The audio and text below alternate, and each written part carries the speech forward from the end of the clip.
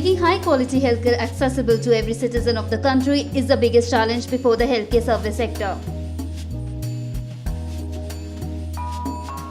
Medical technology is an important part of the treatment, which is divided between equipments, diagnostic, consumables, and devices. However, the dependency on imports and lack of local innovation has left it accessible only to few. If you look today, from the medical technology front, 80% of the technology is imported into the country.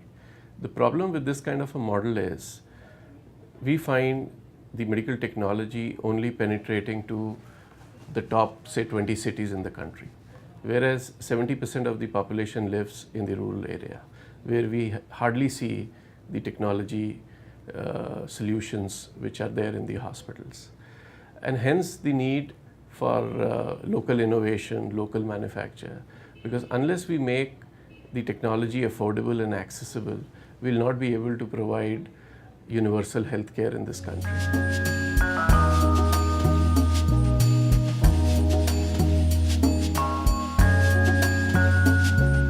For this, Indian healthcare sector requires funding and government support to encourage more companies to conduct research and come up with products more suitable for developing countries like India.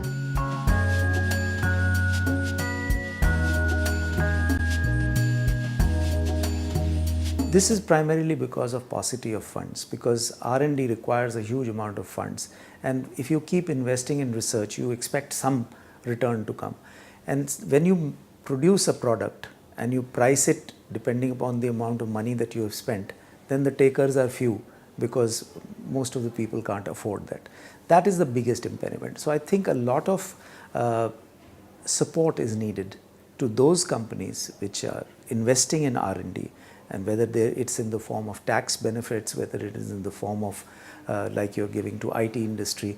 This kind of incentivization will go a long way in helping Indian manufacturers to invest in R&D and then produce products.